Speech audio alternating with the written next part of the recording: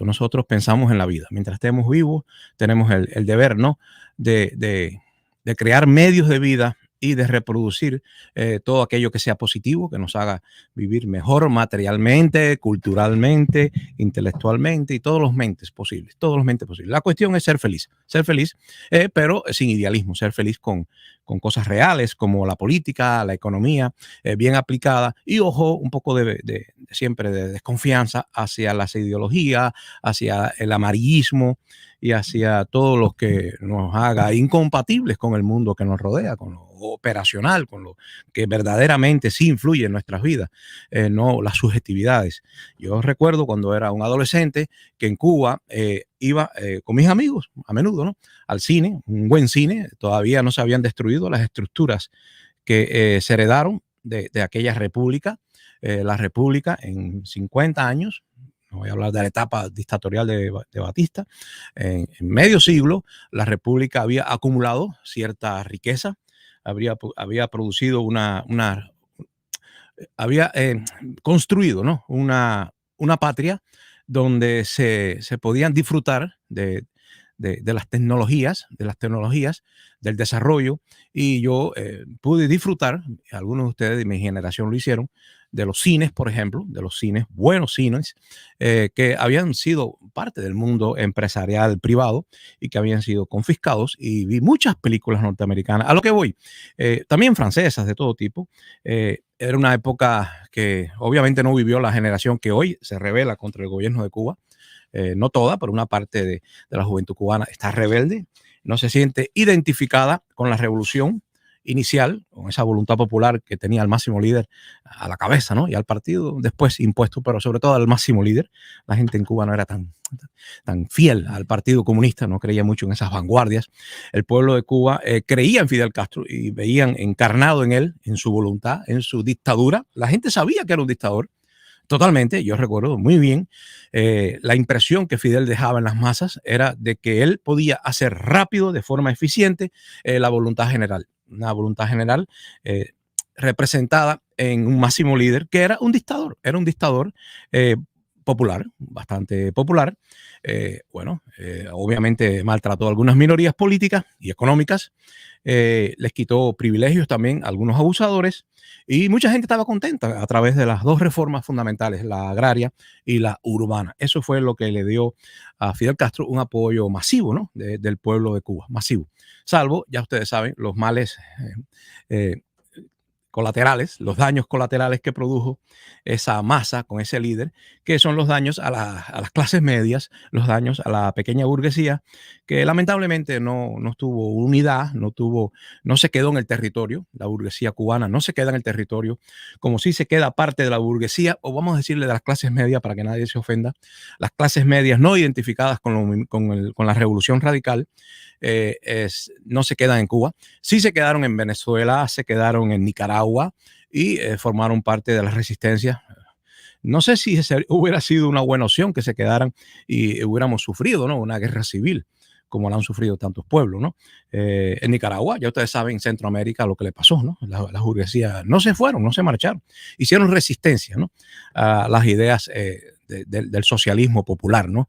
Del populismo también. Fidel Castro sí logró que las minorías se fueran, y esa burguesía que no logró la unidad ni permaneció en el territorio, pues se marcha a Miami y empieza a hacer una vida paralela en Miami. Por eso el título de hoy me puse allí con el 1959. Creo que usé esta figura, algo muy barroca, ¿no? Muy barroca. Ornamental, que a todos nos hacen pensar en cosas viejas, ¿no? Cosas antiguas.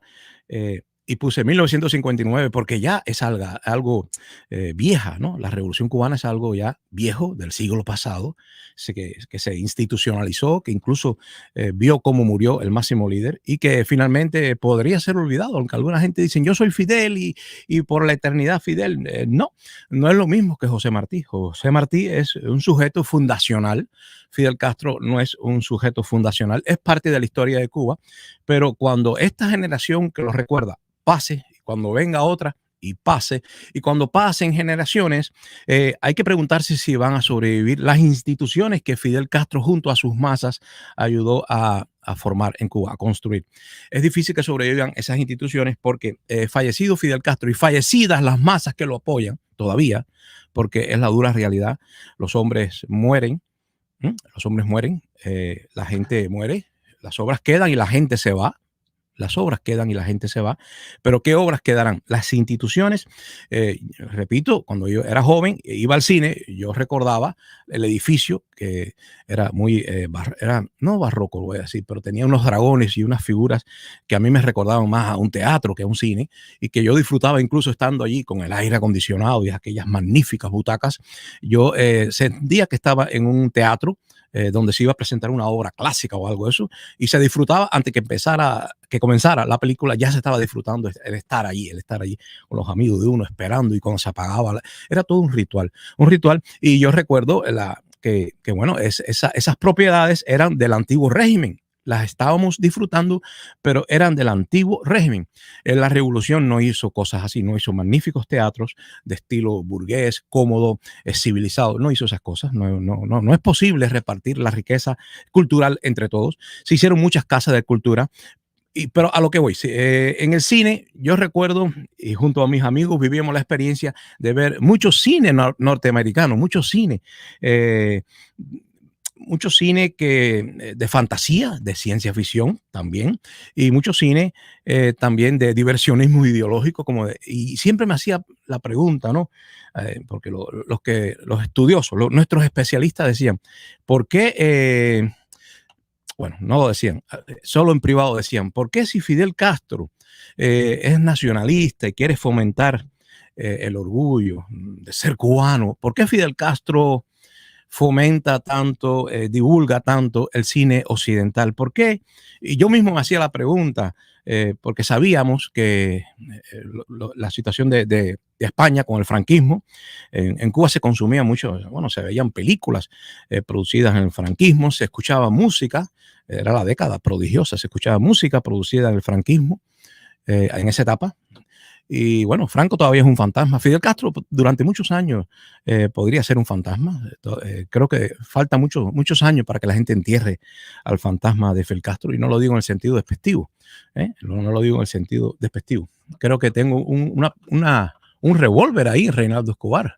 Dios mío, perdonen, tengo que quitar esto porque es un... Ok, es para otra ocasión.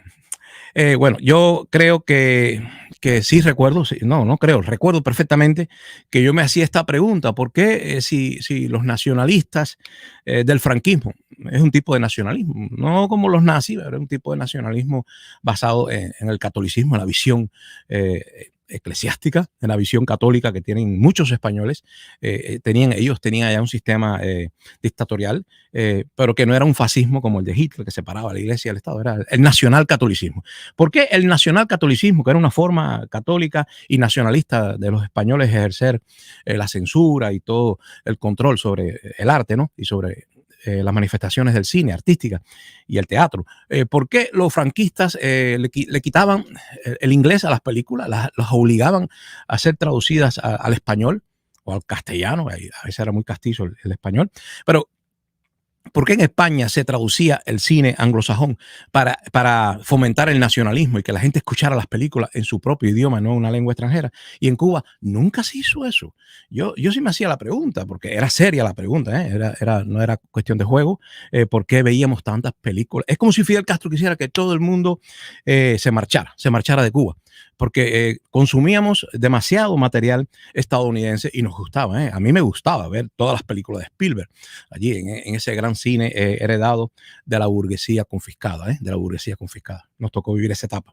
Y sí les digo, no había un fomento del nacionalismo, nadie interesado seriamente en que la juventud, las nuevas generaciones, pues tuvieran un orgullo nacional, porque bueno, yo vi varias películas, repito, de Spielberg, me entusiasmé, salí con mis compañeros, que muchos de ellos fueron después de Grupo Caimán en Camagüey, y teníamos una inquietud, queríamos, influidos quizá por esas películas fantasiosas, porque lo disfrutábamos y era casi enajenante. Íbamos al cine y nos enajenábamos.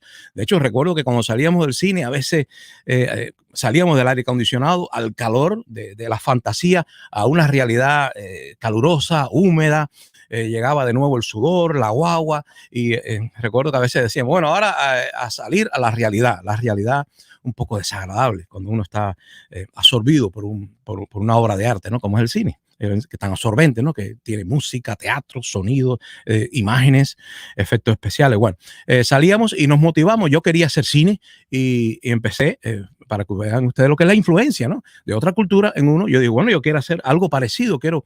Y en esa época estábamos muy inclinados a las obras del surrealismo español, cine surrealista, y y también las obras de Salvador Dalí. Y como yo era un instructor de artes plásticas, estaba ya moviéndome en ese mundo, quería reproducir un poco, tener mi hobby, ¿no? Mi hobby como humilde, intelectual, y empecé a buscar una cámara y me di cuenta que para empezar yo estaba en otro mundo, yo estaba como en el siglo pasado, yo no podía tener, no había manera de que yo tuviera una humilde cámara de 8 milímetros, que eran muy comunes en Estados Unidos, sobre todo el Super 8, y pasé mucho trabajo, pero finalmente encontré una cámara, me compré un proyector que vendían de la Unión Soviética de 8 milímetros, sin sonido, aquello era un desastre, pero yo dije, bueno, podemos hacer una obra visual, vamos a descartar el sonido, estamos en el siglo pasado, ¿no? Y entonces conseguí un proyector, recuerdo que me costó 115 pesos, pasé mucho trabajo para conseguir ese poco dinero, pero lo conseguí, compré el proyector, ya tenía la cámara que la había conseguido en la calle, en el mercado informal, porque el gobierno te vendía el proyector, pero no te vendía la cámara. Te vendía el proyector, pero no te vendía el film virgen para tú grabar imágenes. Y finalmente, sí, un día empezaron a vender film de 16 milímetros.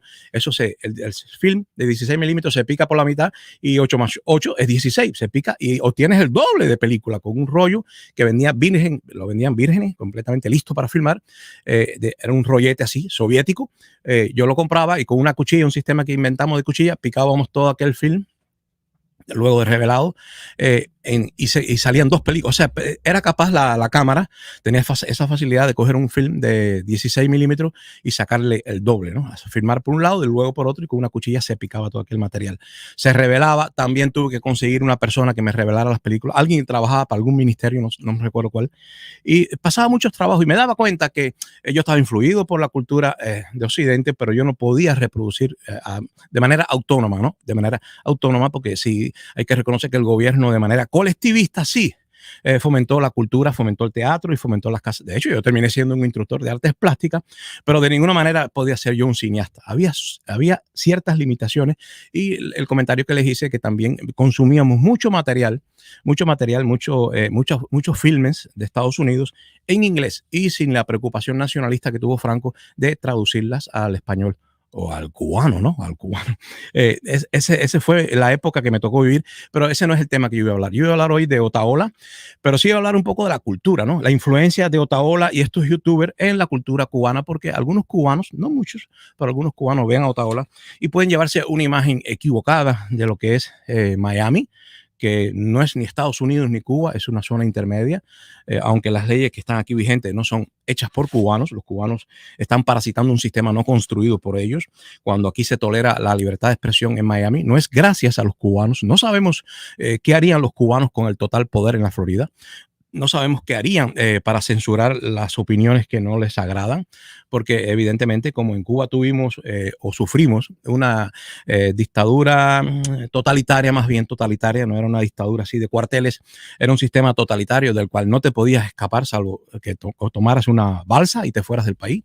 No te podías escapar, ni siquiera por la vía legal era fácil, había que conseguir que el gobierno te concediera una tarjeta blanca que se podía demorar años en que te la concedieran. Pero en ese mundo, pues yo creo que encerrados así en el totalitarismo aprendimos a no tolerar, y eso es lo que estamos reproduciendo en Miami, la mayoría de nosotros, menos los que nos esforzamos en llevarle la corriente a esa tendencia, ¿no? De no soportar la opinión ajena. Creo que Otaola, por cierto, ayer hice una crítica a Otaola de Yadira, mi hija, e inmediatamente me vinculó. A Yadira le dijo las típicas cosas que dicen los machistas, porque hay gente que cree que porque Otaola tenga una forma un poco afeminada o dé señales de que él es homosexual, creen que por eso automáticamente Otaola es un liberal, pero Otaola no es un liberal. Él arrastra, incluso posiblemente, como no tiene una autocrítica ni se esfuerza en abandonar el machismo, posiblemente sea más machismo o sea, más machista, perdón. Posiblemente Otaola sea más machista que los hombres que se la dan de varones y machos, ¿no? Posiblemente porque como está descuidado, como no trabaja en esa área, pues se descuida y continúa siendo tan machista como lo fue en su formación, me imagino, ¿no? En su infancia. Porque cuando se refiere a Yadira, le dice una cosa, le dice loca, loquita, es una expresión muy machista, casi institucionalizada, todos los machistas la repiten, porque tradicionalmente el mundo de los hombres, este mundo para mí siempre ha sido un mundo de hombres, todavía incluso es un mundo de hombres todavía, y peor todavía, peor, es un mundo de hombres donde el hombre, eh, el nuevo hombre, se cree que puede abusar de la mujer y que como es igual a la mujer, puede sustituirla. El hombre puede hoy en día vestirse de mujer. Tengo un poco de calor aquí. El hombre hoy puede vestirse de mujer y identificarse gracias al idealismo alemán y a todas esas ideas caóticas sobre la orientación y la percepción subjetiva de la realidad, pues se puede perfectamente un hombre señalar como jirafa, como yo soy un avestruz y ¡plum! Me tiene que respetar, me tiene que decir avestruz. Pero en el caso específico que me refiero, un hombre puede hacerse pasar por mujer y usurpar el lugar de las mujeres y lograr derechos para sí mismo que se le concedían tradicionalmente en la lucha por la emancipación, se le concedían a la mujer como grupo en desventaja, ¿no? Imagínense ustedes, se le podría dar licencias que eran exclusivas para las mujeres y incluso en las costumbres, ¿no? No voy a hablar ahora de lo institucional, de lo legal. En las costumbres puede que un hombre puede que un hombre compita en un evento deportivo con todas las ventajas que trae su total naturaleza anatómica, su total tendencia a tener más testosterona y músculos. Si él dice que es una mujer, pudiera competir con tremenda ventaja contra otra mujer y entonces una mujer le ganaría a otra mujer, una mujer que no es mujer, sino que se identifica así de manera idealista, pues podría quitarle derechos a la mujer que está tratando de emanciparse en un mundo donde cada vez es más difícil que la mujer, por ejemplo, se le dé el asiento en un autobús. Porque, ¿qué pasa? Que en el antiguo machismo, al menos la mujer percibida como un sexo débil, no género, se le decía sexo, no se le decía género, la mujer percibida como un sexo débil, no se le podía golpear. Hoy en día hay hombres que de frente le golpean a una mujer. Hay hombres que sin estar comprometidos con una mujer, sin ser novios, sin ser pareja, pues creyéndose igual a las mujeres, porque la mujer no ha logrado emanciparse, pero los hombres sí han logrado conservar su antiguo machismo y ocupar espacios que pertenecen a la mujer, como el pudor o la delicadeza tradicional percibida culturalmente. Entiendo que es una construcción, pero hay hombres que hoy en día, por ejemplo, repito, sin estar comprometido con una muchacha, se atreven a enviarle por internet fotos, imágenes de sus genitales. Imagínense ustedes, en mi época sería inconcebible. Sí, ya soy un viejo. Siempre hubo viejos, siempre hay viejos y siempre hay jóvenes y siempre hay tontos también. ¿Cómo usted, si no está comprometido con una muchacha, si no hay un contrato, si no hay una reciprocidad, cómo usted se atreve a mandarle genitales en una foto a la que usted aspira que sea su novia? Pues eso solo es posible por la ridícula igualdad que no se ha implantado realmente, pero que a los machistas le da oportunidad de hacerse pasar por iguales con las mujeres y se conceden estas licencias sin que nadie los autorice. O un hombre en un autobús no le da el asiento a la mujer embarazada porque, en definitiva, somos iguales, ¿no? Somos iguales. La mujer que aguante, porque voy a tener esa delicadeza de los antiguos valores patriarcales. Solo el patriarca debería de proteger al sexo débil, ¿verdad? Entonces, eso es lo que vemos que la mujer no ha sido emancipada. Le han dicho, sí, mira, tú no eres esclava de la cocina, ve para la fábrica y trabaja para otros hombres.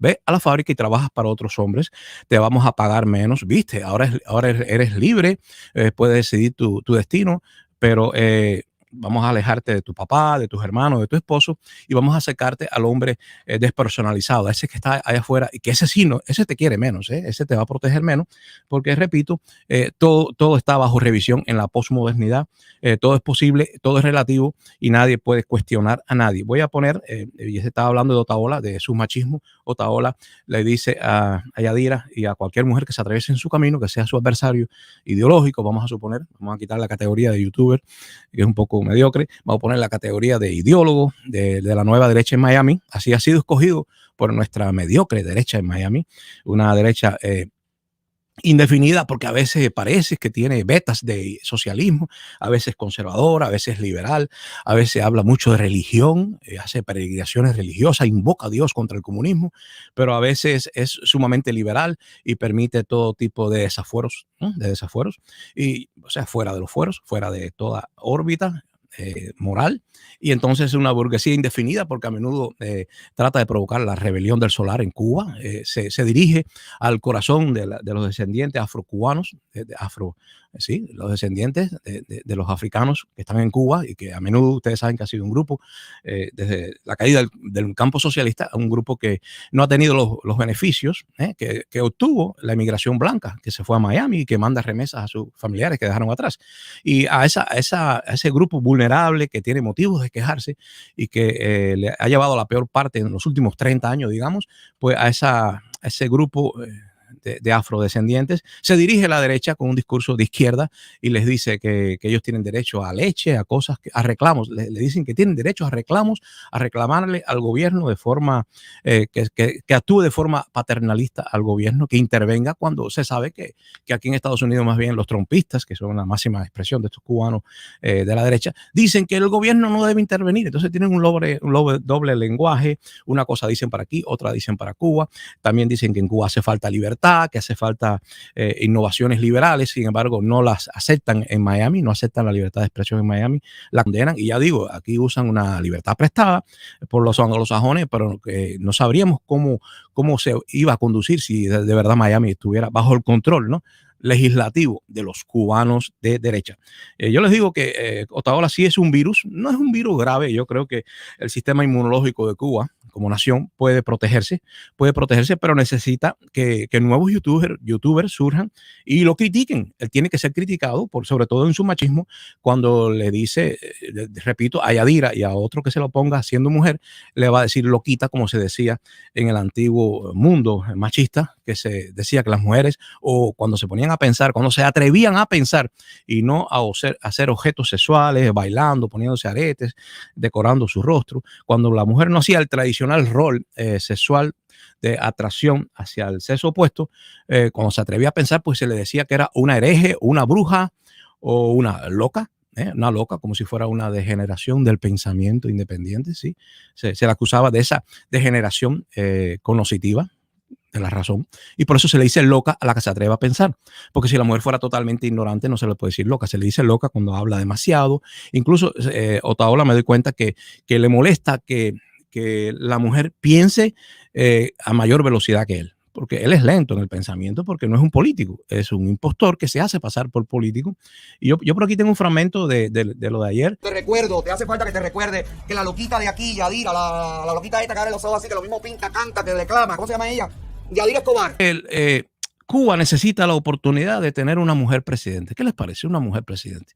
Dicen que las mujeres se distraen. Yo no creo. Las mujeres son capaces de atender varios asuntos al mismo tiempo. Nosotros los hombres, quizá por una herencia genética de guerras y luchas, siempre nos concentramos en un punto ahí de la muralla. Somos guerreros, pero no somos buenos administradores. Y ser presidente de todos es ser como una ama de casa, ¿no? Es estar atento a múltiples cosas. Creo que una mujer presidente sería algo bueno para nuestra nación, ¿no? Voy a compartir el link porque me siento muy solo aquí conversando. Y de contra puse al adversario de nuestra cultura natural, que es Otaola en estos momentos. No es un gran influyente. Yo le voy a decir la verdad, yo no creo que Otaola sea un gran influyente. Y creo que compra excesiva cantidad de vistas. Tenemos el otro problema de los youtubers que nos mienten y exageran las vistas para demostrar que tienen un gran público, una gran clientela. Eso no está bien porque distorsiona